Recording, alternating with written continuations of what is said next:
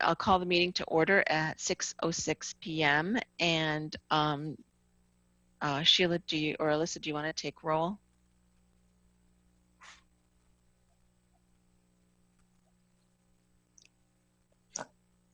Alyssa usually does. I don't have the sheet in front of me. Yeah, I can do it. Thank you. Commissioner Hines Silva. I'm here.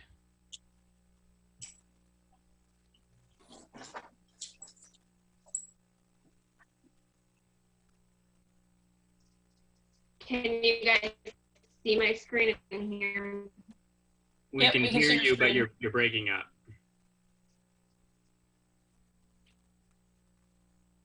Can you see my screen? Is that good? Yes, we can see the agenda. Yep. Okay. I think I'm having some Wi-Fi issues as well. Okay. Okay, so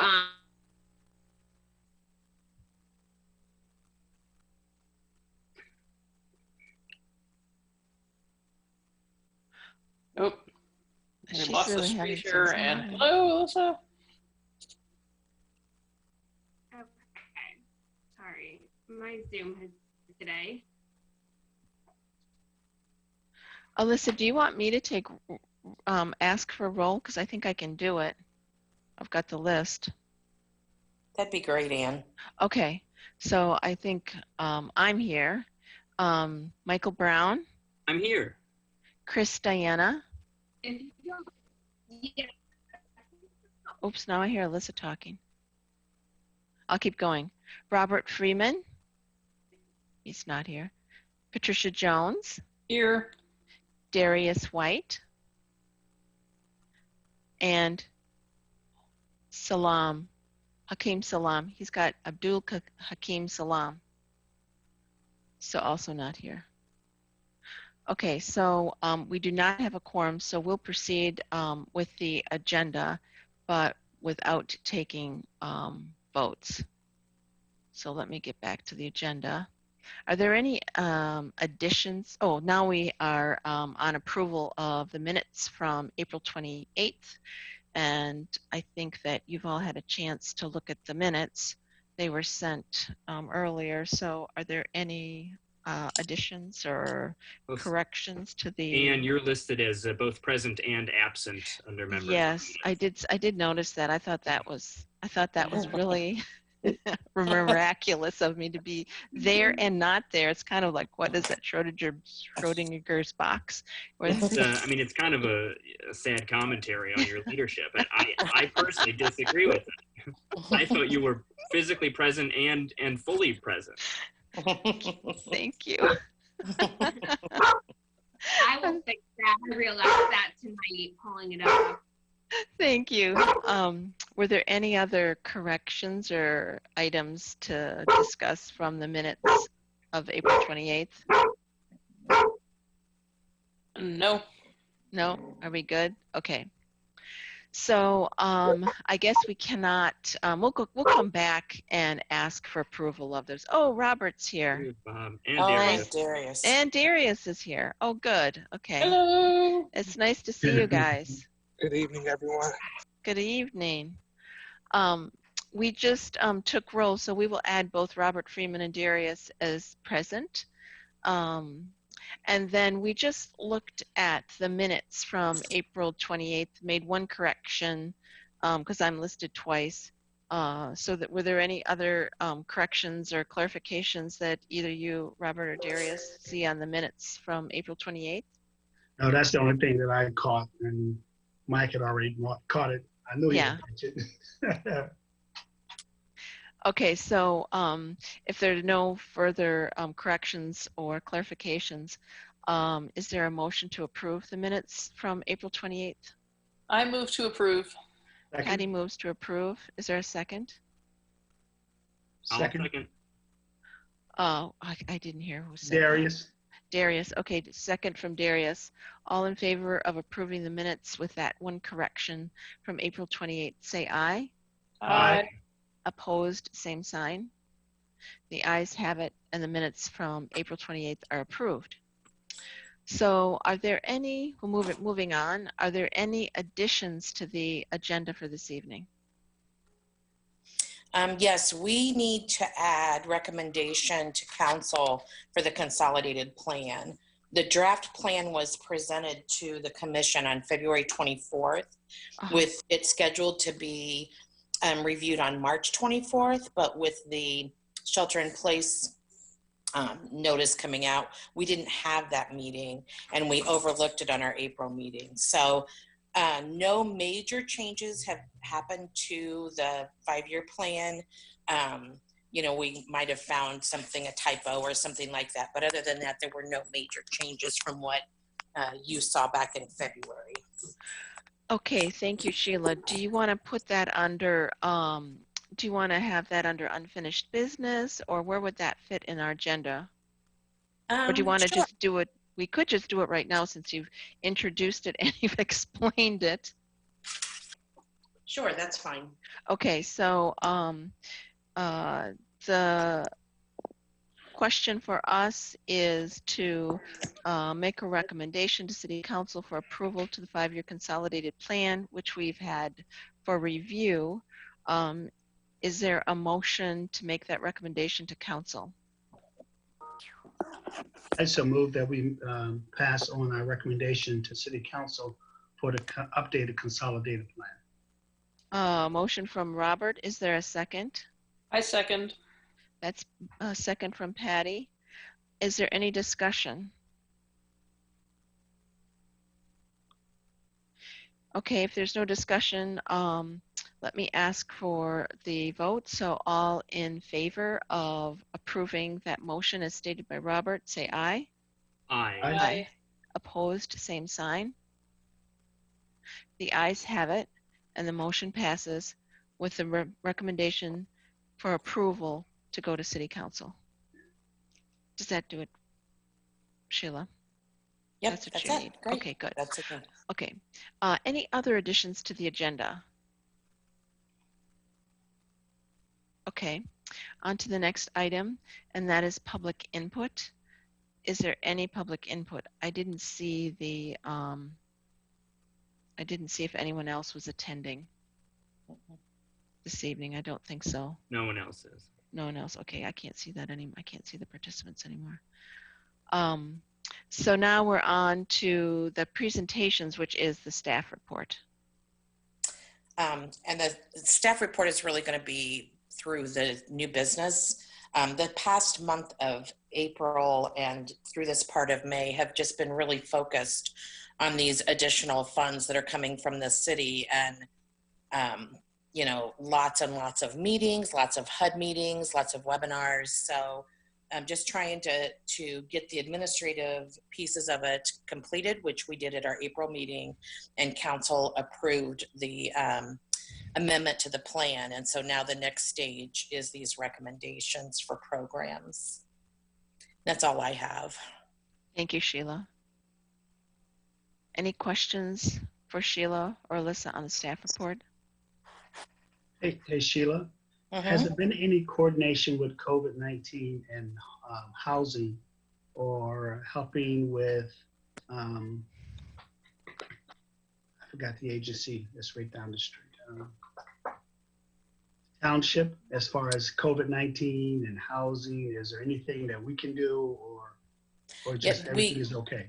Yeah, no, they've been on all of the calls along with us. So, I'll go into it more in detail when I give go through the CDBG fund recommendations. Okay. But part of the challenge of this was we received the notice April 5th, and the caveat was to not wait for the HUD final regulations, which makes me a little nervous, but we're moving forward anyway.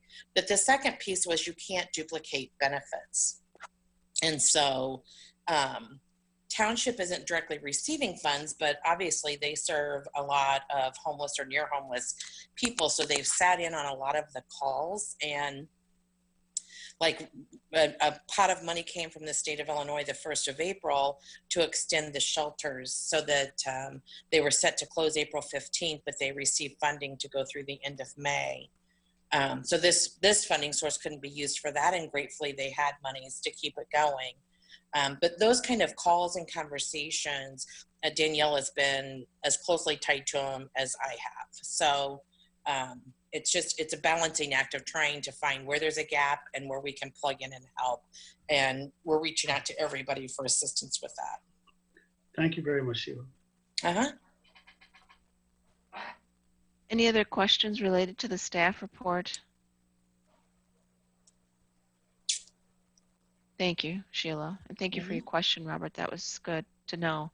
On to unfinished business. Is there unfinished business that comes before us? No. Okay. Anybody with any unfinished business? Okay. On to new business. So now the first item under new business is the update to the Consolidated Social Service Fund process. So Sheila or Alyssa, do you want to give us a summary of that? I will let Alyssa give you the update on that. Okay.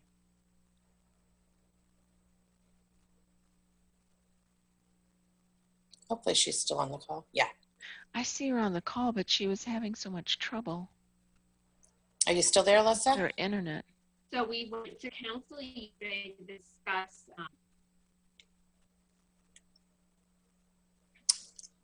Oh, Alyssa, you're really cutting in and out. Can you try again? yeah. Can you hear me at all now? Yeah, it's better. Okay. I was like, I try to shut off everything I have going on. So we went to council last night to talk about only funding 3 programs right away, since we feel that they are able to address needs of low-income residents related to COVID and potential issues with that. And then we would like to postpone our funding decisions and recommendations for all other agencies. And we're going to give agencies that had complete applications the opportunity to revise their application so that they can discuss ways that they've maybe changed their program because the entire world has changed in a very short period of time since these applications were due. We will send notification to agencies that did not have complete applications and just let them know that they were not selected, because we are still trying to follow this fair and open process. So we will be looking to fund Healthcare Consumers, Solo Gracia, and Wesley Food Pantry.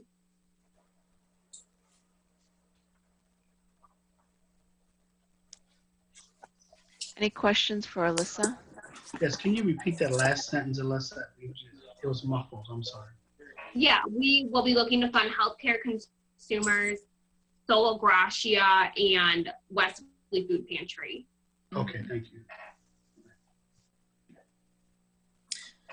Unfortunately, the timing of the applications is kind of crazy because everybody's application was due the end of February. And as we know, everything changed in March. So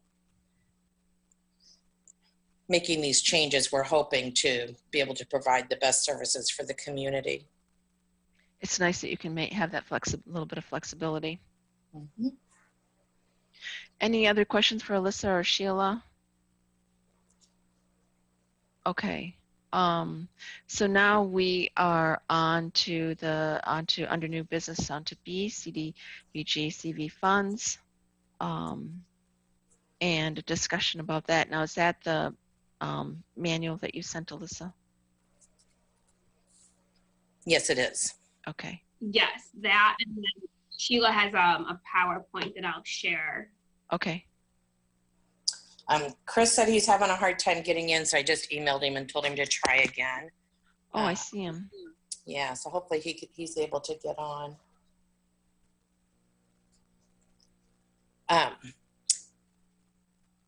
So you guys had reviewed the administrative pieces of this funding where we amended the 1920 plan to add the dollars to the budget, and then our citizen participation plan to allow for a shorter public comment period. And that was approved by council last night.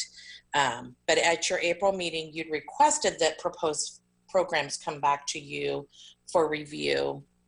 We're hoping to get your input tonight and an approval or recommendation so that we can take it to council on Monday to keep the consolidated plan moving forward.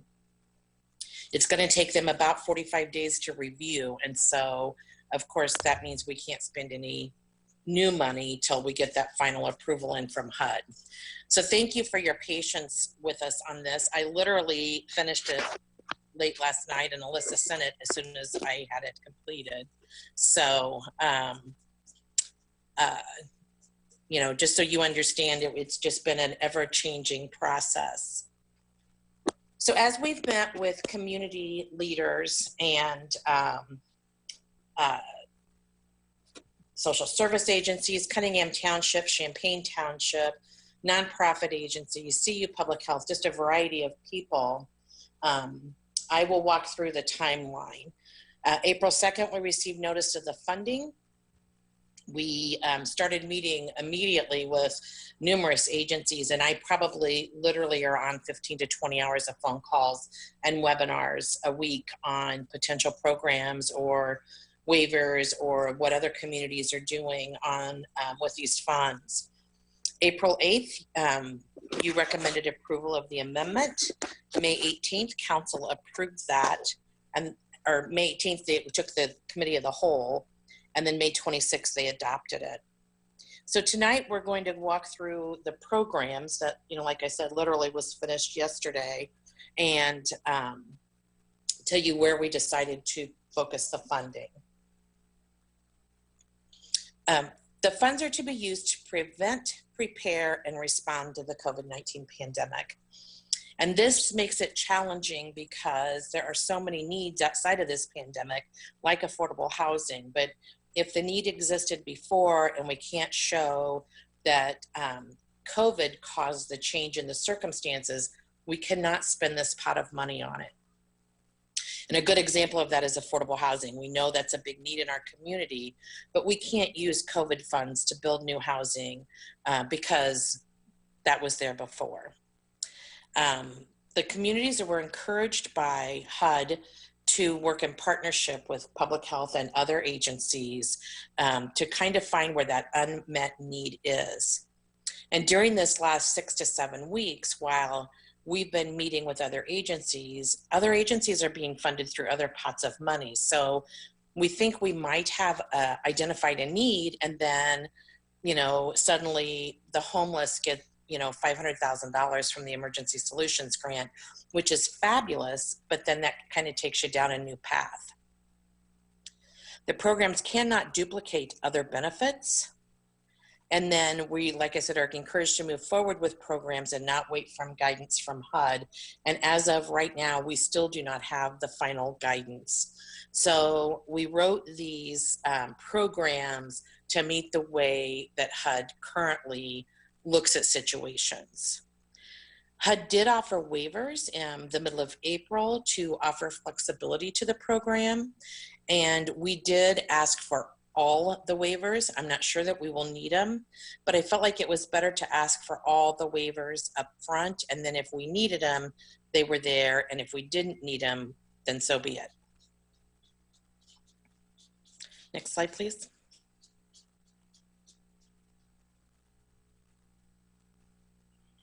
So these are some of the agencies that we did community outreach with. As you can see, there was just a large group of people. We interviewed businesses in the community, from restaurants down to a small dog grooming business, just to try to get a variety of input on needs on what the business community is, because that seems like a pretty obvious one of a group of people who've been badly hurt by this pandemic. And I don't think I put the townships on here, but we did work with both Champaign and Cunningham Township. They sit on a weekly homeless call with us, and then, I don't know, 2 or 3 other meetings a week. It seems like I'm in touch with Danielle on different things, because we all kind of serve the same population, so it's best that we work together. And I will say that's one of the most positive things about this horrible time is it's just really nice to see how well our agencies are all pulling together and working for the greater good of the community. Next slide, please. So council directed us at the May 18th meeting to look at programs that would address small businesses, economic development assistance. That was one of the concerns that they were hearing from their constituents. Affordable housing, overcrowding issues, and again, there was that balance of might have had overcrowding issues before, but we would have to be careful and thoughtful in, if we addressed any of the programs, that it was actually as an impact of COVID. Any barriers to housing, it was recommended that we do creative marketing. Obviously we don't want to spend the funds on a marketing campaign, but be thinking outside the box of ways that we could market the program to try to get out the word to most everybody, because we're assuming that most of the people that we're going to serve are not people who are used to accessing services like this. So next slide, please. So after our research and our last phone call on Friday with HUD, the gap in services was really that housing security, there's a need for rent and mortgage assistance as well as utility assistance. Many people, well, all of the people in order to qualify have had to have been current as of March 2020 on all of those things, and then lost their job and now they're not able to make the payments. So that's not something that we've seen identified with other funding sources. And then the other piece is the small business assistance, because while the feds have offered PPP funds and the Small Business Association has had money, state of Illinois has offered money, the very small businesses just have not either been able to access it or weren't aware of it to access the funds. And so that's still an area that we see that there is a need that's not being met in the community.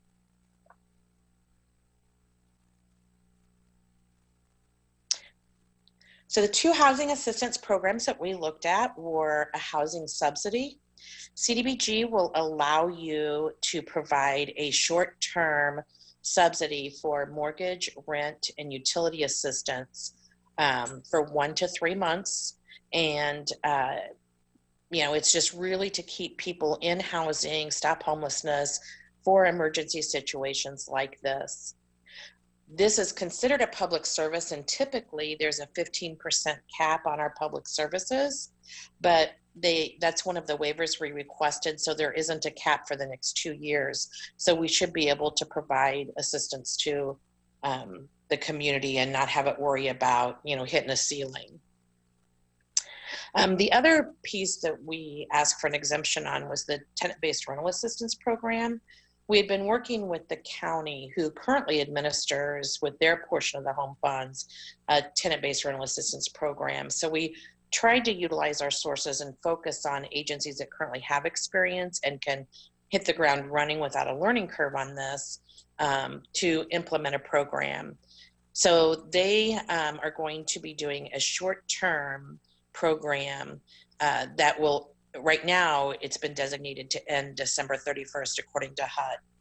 Although you may notice in the program manual, I wrote it to say, unless otherwise directed by HUD, because we're hoping that they will extend that. Even if we open up everything tomorrow back to normal, it's going to take some people a while to get back on their feet. So some of the waivers that we applied for will go into place with this program. Usually you can't be in housing.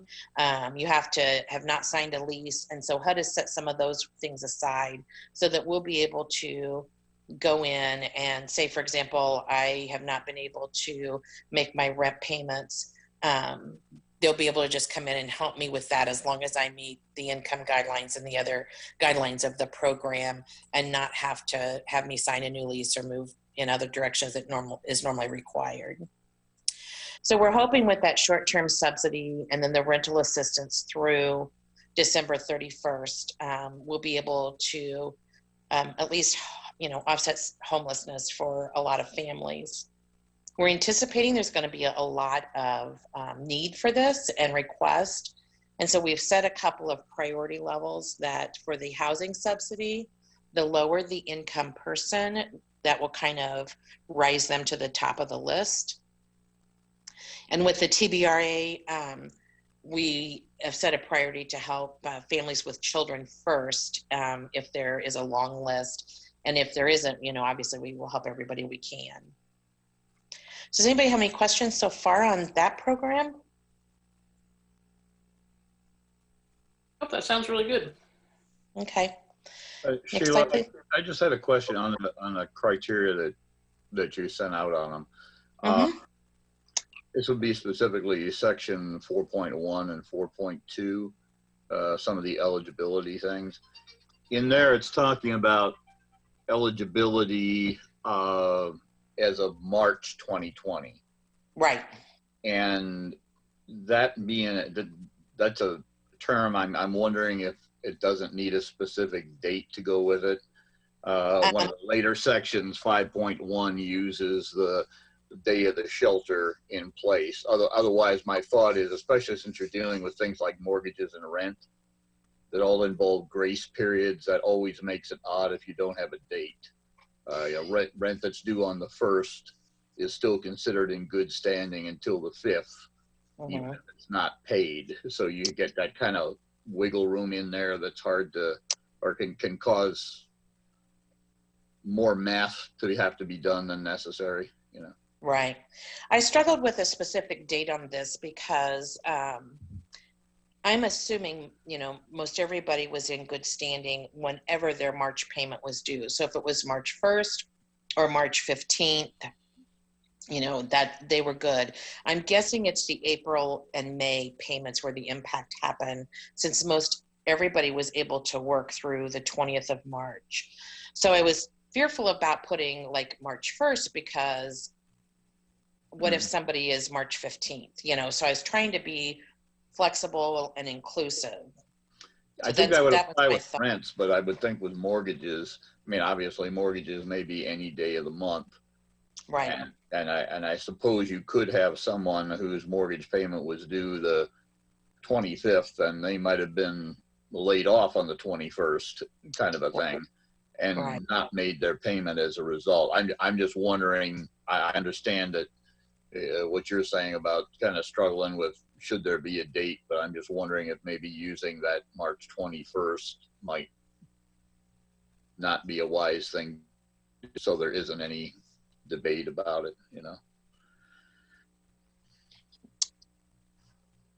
Do others have any comments or input? Do you want questions right now on the policy procedure manual specifically? Well, whatever you feel is easiest. There's a lot in here, and so my initial thought was we could talk about each program as it came up, but we can go through everything and then come back if you like, whatever is best for you guys. I have lived and breathed this for a long time, so I appreciate a fresh set of eyes. I have specific comments starting at the area that Chris mentioned, but I'd be happy to hear the rest of the presentation and then loop back. Sure. No problem. That's fine with me too. I was just catching up a little late here, so I was throwing it out there while my mind was on it. Sure. So the substance payments, the language that I put in here is actually straight out of the HUD regulations. It allows one-time or short-term, no more than 3 months emergency payment on behalf of individuals or families for the purpose of preventing homelessness. To try to get the word out efficiently but inexpensively, we thought we would market the program through the local community reinvestment banks, social service providers, United Way, Eastern Illinois Foundation has been sending notices out about programs that are available. The city has a rental registry that we could send out to all of the landlords, nonprofit agencies, just trying to do a broad scattering of information to try to get people aware of the program. And especially for renters, I think it would be good to market the program through our businesses because they know their employees the best and know who may or may not need the assistance so that they could direct them to us if need be. Payments will be made directly to the mortgage company, leasing agency, and or the utility company. Again, just to make sure that the money goes where it needs to go. I don't, I wouldn't want to give money to Sheila Dodd and then suddenly my car breaks down and I've used the money for that instead of housing. We have to see that it goes to address the need. And then to address the making sure that it was in response to the pandemic, they had to have been current on their housing and utilities, prior to the pandemic, so that they can show they lost their job or their hours were reduced or, whatever that impact was with the type of job they have that caused them to now be behind. One of the waivers or flexibility that HUD has allowed in this is typically when you are doing verification of income, you look at what you're making today and you assume it's not going to change for the next 12 months. But with the temporary addition to unemployment, HUD has set that aside. So when people, go to report their income and we work with them on these applications, they will not count that additional $600 a week because it's temporary and is set to expire. And I believe I put that in the manual just because I knew that. Next slide, please.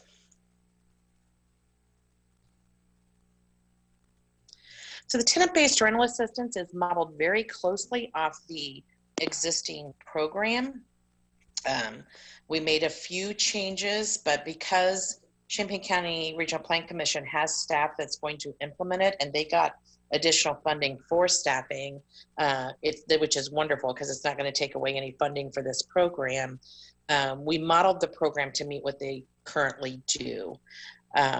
So they've agreed to administer the program at no charge. And then if people need assistance longer than that initial 3 months, which will be funded with CDBG, then it can shift to this other TBRA program, which is funded with home money.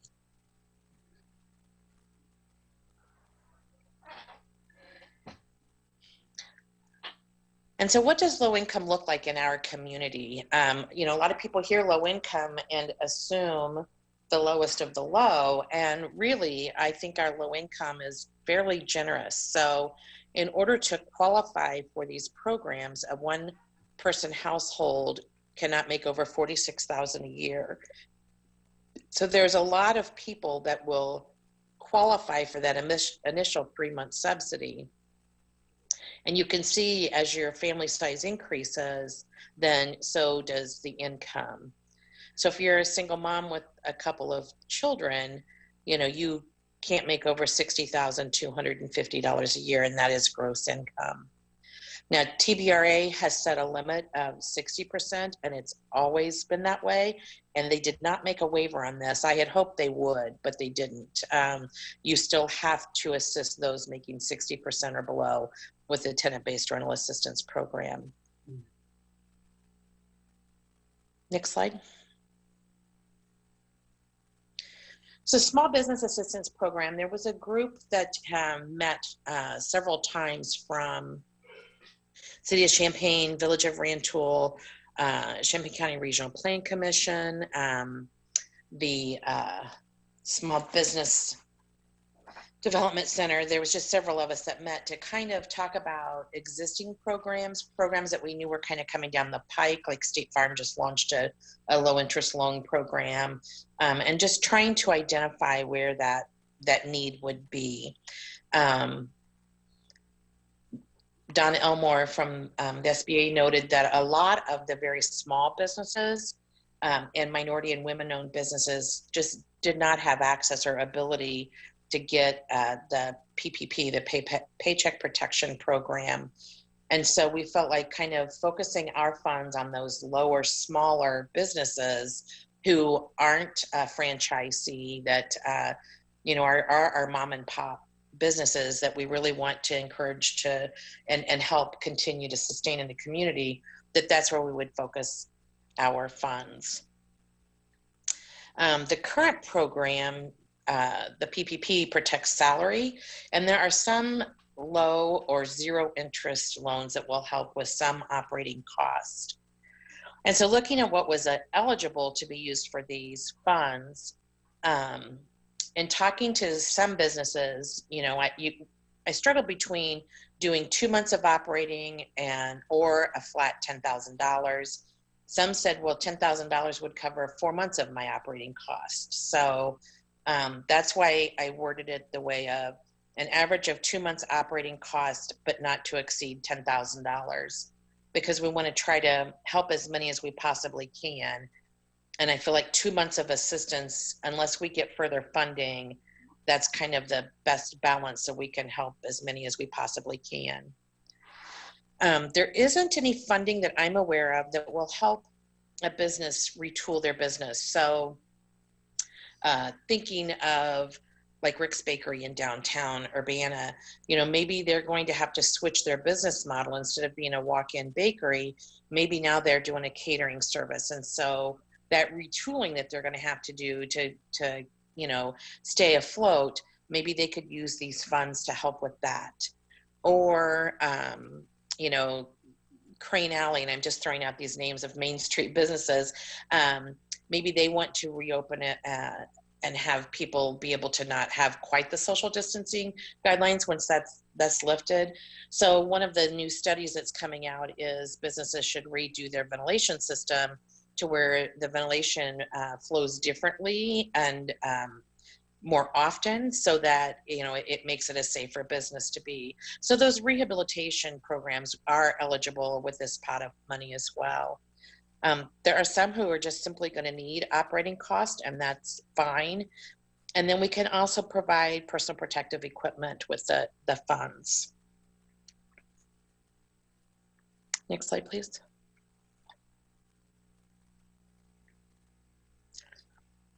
So the CDBG guidance on this funding, and this is where it gets a little confusing, because we always have to remember with CDBG, they want to help low to moderate income people. And so the financial assistance to private or for-profit businesses to build, expand, or rehabilitate a building, purchase equipment, or provide operating capital is an allowable expense.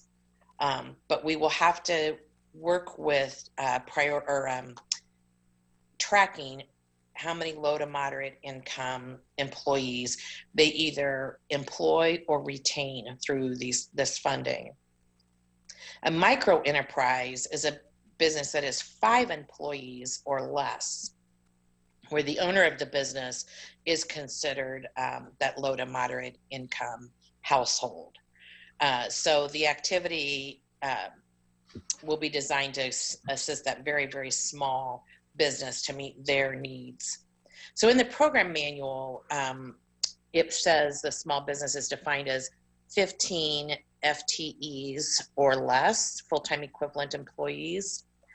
And my thought on that was there's a lot of restaurant and bar type businesses that don't necessarily have full-time employees. They might have 25 employees that work various shifts that equals out to that 12 or 14 full-time equivalent employees.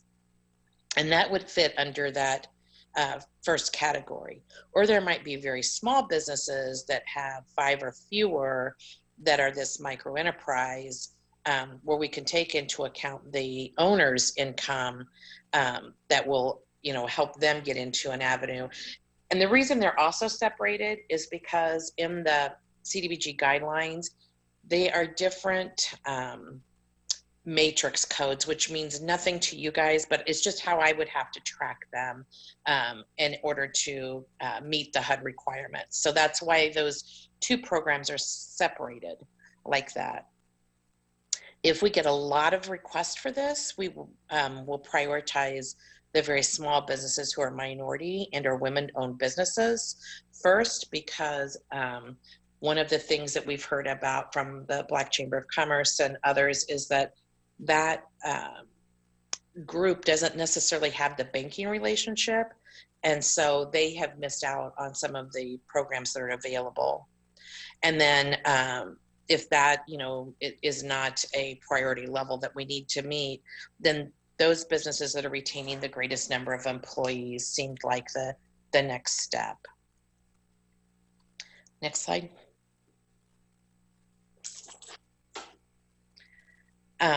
So the proposed small business programs, the CDBG CV funding must benefit those individuals that are lower moderate income. And when you look at that chart that was earlier in the presentation, it's that 80% line is what's considered low or moderate.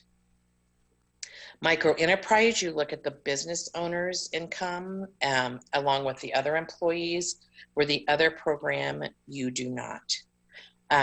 If the business retains its current employees, it must certify the jobs that it will be retained with this funding. And, or if they've lost jobs, that 51% or more of the employees being retained will qualify as a low to moderate income person. And again, these are HUD regulations. I just kind of wanted you to know what our limitations were. If the business creates new jobs, so they do a rehab or an expansion to address this retooling or remodeling to meet the next demand, at least 51% of the new jobs available have to be to these lower moderate income individuals. So that means, there's no special skills, or if there are special skills, that maybe some job training is done to make those jobs available to low to moderate income persons. Next slide, please.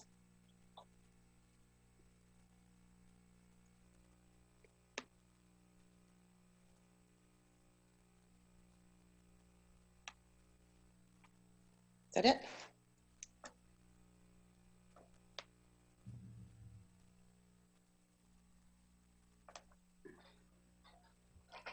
Make sure that's all of my slides. So yeah, that's kind of a quick overview. HUD is very confusing, and I know you guys aren't in the weeds with it like we are. So I tried to do a balance of letting you know what the needs were that we heard in the community, and then the tools that we use to make those decisions. Hey, Sheila, you have can I ask two questions? Sure. The first question dealing with the employees, are they going to do what they do like the PPE program where you have to have so many FE employees? Yes, our program is designed to help those very small businesses. Okay. So businesses that have 15 or fewer full-time equivalent employees will be able to apply for the programs. Okay, great. The follow-up to the question is for the low to moderate income businesses. I know some business owner are SP, you follow me? They're sole proprietors, and they're not allowed to apply for federal programs. Okay. Did you ever have a chance to look at that? They would be able to apply for this if they fell into those other categories. So if they were either a micro enterprise, which means the business owner and employees were low to moderate, or they were 15 or fewer full-time equivalents and would meet that threshold. So we do know that some of those other thresholds by the PPP program were limiting. This is not going to be a repayment. It's going to be a straight grant to the businesses. Okay, and great. So, hopefully that will help them use it for matching funds or other things that other loans that are out there and available kind of are limiting. Yeah, because I was talking with 3 businesses and they couldn't apply for the PPE program because of that stipulation, and they were just stuck. And so that's great to hear. Thank you so much. Yeah. When I was thinking about some of our contractors that do our housing rehab programs, they're minority owned or small business, and it's just them or them and one other person, and they aren't going to go to the bank and apply for this PPP program, which is extensive paperwork. So this type of a program would help with that. Excuse me. Thank you. And then one other question, I'm a hush. Is there any way I know that Mike and Chris were talking about the date issue. Wouldn't it be fair to say if they were current as of the end of February? Because that's when all the crisis really came in February, and we reacted to it in March. Right. So should we really say by the end of February you were current? That would take away all of that March and all that stuff. Yeah, the stay-at-home order did not come until towards the end of March, gotcha. and that's kind of the date that I was using, because again, it's to prevent. So if they'd applied in February, which none of us were realizing how serious it was at that point, that would be different. But now this is to respond to the impact of what happened to them. Of the stay-at-home. As it the pandemic or the stay-at-home? Yeah, it's more when Illinois did the stay-at-home, Okay, which I right. believe was March 20th was when Yes, that it order was. came out. Yes, it was. Mm-hmm. And that's what I think Chris was coming back from, saying March Right. 20th. Right. Yeah, and I'm willing to put a date in there. My fear is I don't want to put a date in there that artificially eliminates somebody that really does need our help. So Okay. if their rent was due the 25th and they counted on that paycheck and now they don't have it, Yeah. how do we do that? So that's why and same with utilities. Our utility bills are due at different times of the month. So that's why I put it in that way. But again, I'm willing to be flexible and add a date if you feel it's important. And if so, then I would ask for you to help me identify what date that should be. Just personally, I would not want a date because I would want us to be more gracious and and give us some more fluctuation in people's lives. So that's just my opinion. Okay. So I have some other thoughts on the manual, starting kind of at that section 4.0. So section 4.1, is this eligible and ineligible? Is this coming directly from HUD, or is this things that you drafted? Let me pull it up here. The ineligible are all HUD mandated. That is not something you can't double dip. So right. 4.1, eligible households experiencing loss of income directly related to COVID-19. Correct. Directly seems hard to understand. Does that mean that they have to have tested positive for the virus? No. They had a loss of income. So maybe because of the stay-at-home order. Yeah, I think that makes more sense. That's what the intent of that is. No, we weren't even testing till 3 or 4 weeks ago. So, right. And but so the loss later on eligibility criterion 4.3, number 1, the applicant must have been negatively impacted by the COVID-19 pandemic. So there's different language there. I think the latter language is probably better than the directly related. But I also stay at home, I think is a good language as well, because really what we're talking about is the impact that our political leaders created through their response to the pandemic. Right. So this is all in the respond to the impact, prevent, prepare, and respond to. Those are my 3 directives. Yeah, exactly.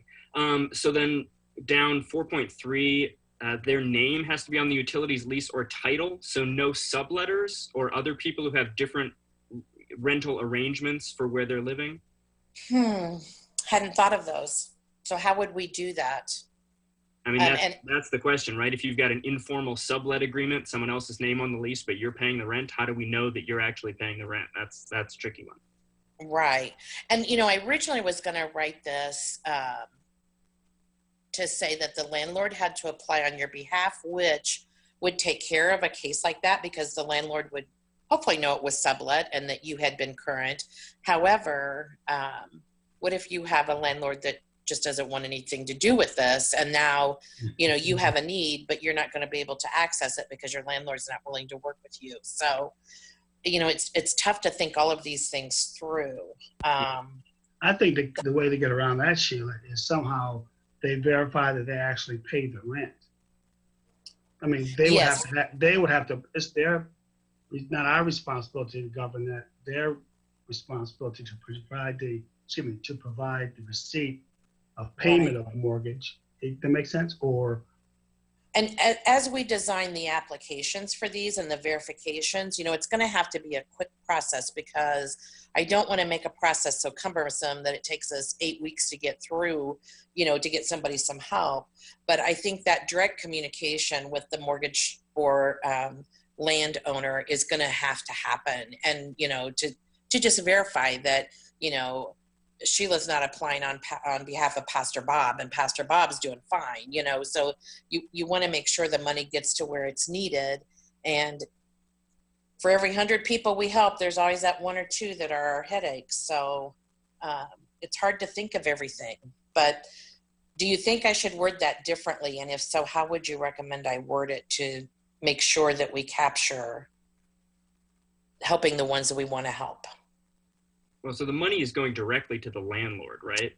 Correct. So under no circumstances are you writing a check to a person who then is going to use that money ostensibly to pay their rent, right? Right.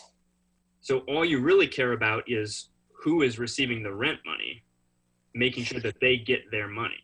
Right. Because my thought on doing this type of a program was that if you're a property owner, you not only is the tenant being in dire straits, so's the property owner. They've had a steady stream of income that they have expenses too, and now that has been cut. And so this program to me felt like a win-win. We were helping the property owner as well as the leasee.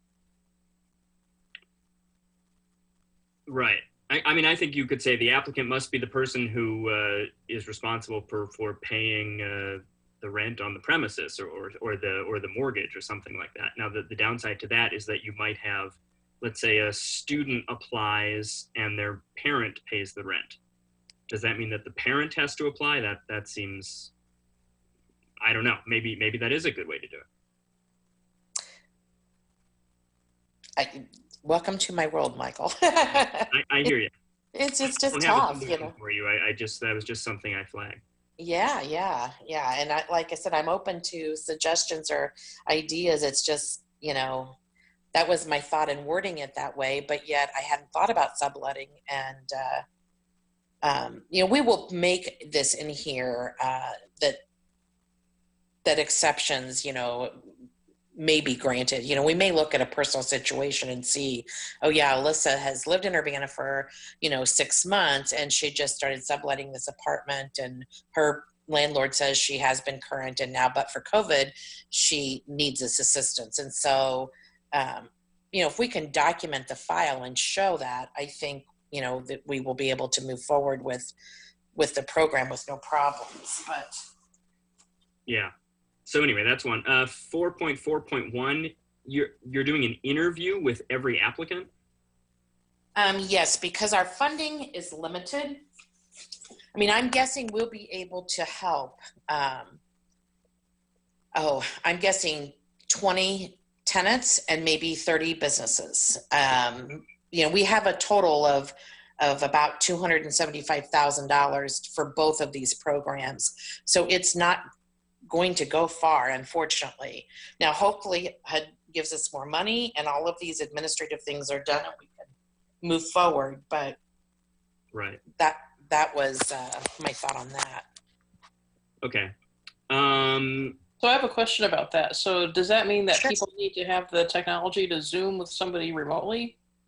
And is Potentially, or as the city is looking at, safe work practices, it may be that if we do an in-person meeting, we have masks, that we can share if the person doesn't have one, or, we might meet across the street at Lincoln Square, where we can have that 6-foot distance safely to communicate. But we will. Another option, I would imagine. Yeah, we'll look at ways that we can do that interview or Zoom, or phone interview. I understand you got to do a verification. An interview is a good way to verify this is a real person who has a real lease with a landlord and all that. But, if we were leaving people out because they couldn't Zoom, then that might be an issue. No, I don't want to do that because we already know that is very limited. Right. Some kids at school are having a heck of a time staying caught up because they don't have internet. So I don't want to do that either. Right. And it may be that we do a telephone interview, we'll just have to see. But that level of detail is not defined yet. Yeah. The other thing is, I was looking through here. I wasn't quite sure where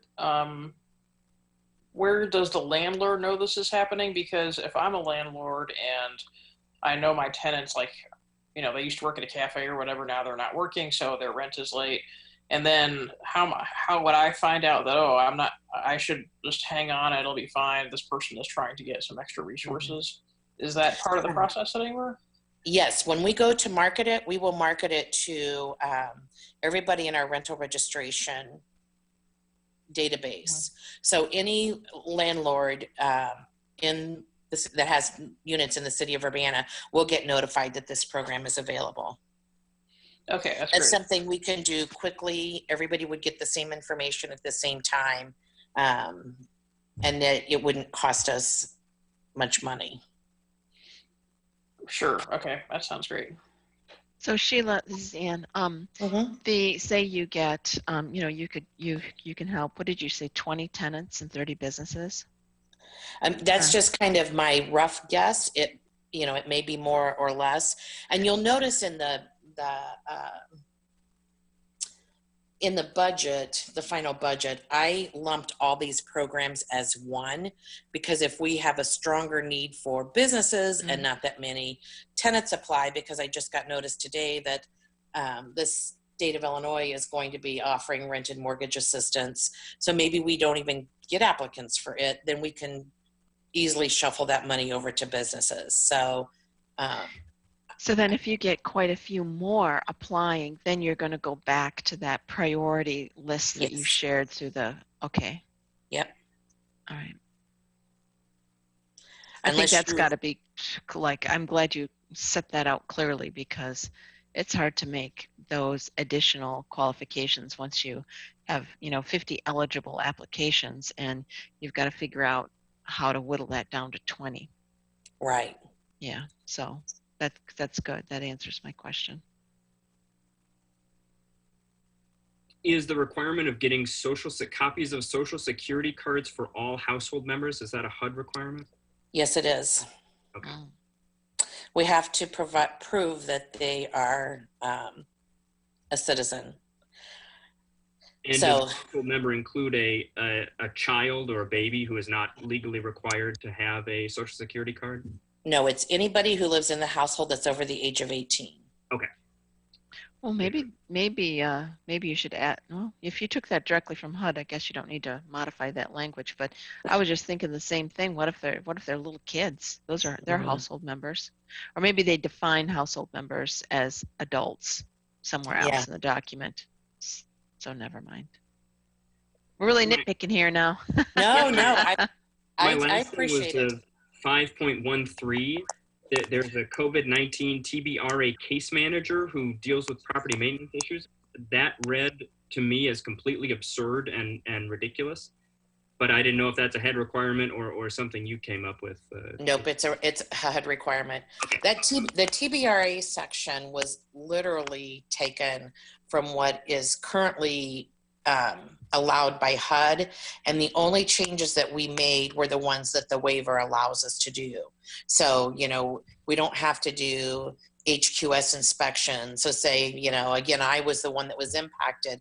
I've already lived in my house for 3 months. They're not going to come in and do a housing inspection. However, we do have to do a lead-based paint inspection because the environmental laws were not set aside with these rulings. So those rulings were taken directly from Okay. HUD. Thank you. I don't want to cut the discussion short or other things. I notice we're down to 4 people and I need to go in about 5 minutes. Are there other things we have to vote on tonight? Nope, just this one. And you don't, I'd appreciate it if you send it with a recommendation for approval to HUD, but you don't have to. That's totally up to you, and we can bring it back for discussion the end of June. I feel like my comments were, I feel like they're all pretty minor. I don't feel like I had a substantive issue with the overall program or how it's structured. But that's, Okay. I'm just speaking for myself, of course. Yeah, I agree. In my review of the document, it seemed like, the the HUD guidance you had to use was being used, and then the other kind of elements of the program seemed to me to be pretty straightforward and reasonable. So yeah, I think this is a good approach. Okay. Are we ready to make a motion then for approval that this document, would it go to council, Sheila, or to HUD? No, it goes to council for Goes to approval. council. Okay. Yeah, and then Okay. once that happens, then it will go to HUD. So you're saying we could send this to council with a recommendation for approval? Yes. Yeah, okay. So is anyone interested in making that as a motion? Yeah, I move to send to council with a recommendation to approve. Is there a second? I second. Patty seconds. Is there discussion? We've kind of had the discussion. Well, darn, we lost Chris. Yeah, we did, but we've still got, we've got 4 of us here, so we Yeah, can still vote. Darius. We lost Bob as well. Yeah. Okay. So we've got me and Michael and Patty and Darius still on the line. Mhm. So I'll ask for a vote on that motion. All in favor, say aye. Aye. Aye. All opposed, same sign. So the ayes have it, and we recommend that this manual go to council with a recommendation for approval. So we did it. Thank you. So Sheila, was there anything else you wanted us to know about the manual? I don't want to rush you, but it seems. Nope, I had promised when we got to this point, we would bring the programs back to you guys Okay. for review. And, I wanted Okay. to make sure to do that. I know it's kind of weird timing, but I'm trying to be as inclusive as possible, but get the programs out on the street, Yes. Thank you. We appreciate that. And there's a lot to go through here, but it's nice to actually have that copy. If any one of us wanted to spend more time with it, it's available. Sure. Okay, so that was the second and last item of new business. Is there any other business to bring before the commission? No. Well, then having exhausted the agenda, I declare our meeting adjourned. So the adjournment was at 8 minutes after 7.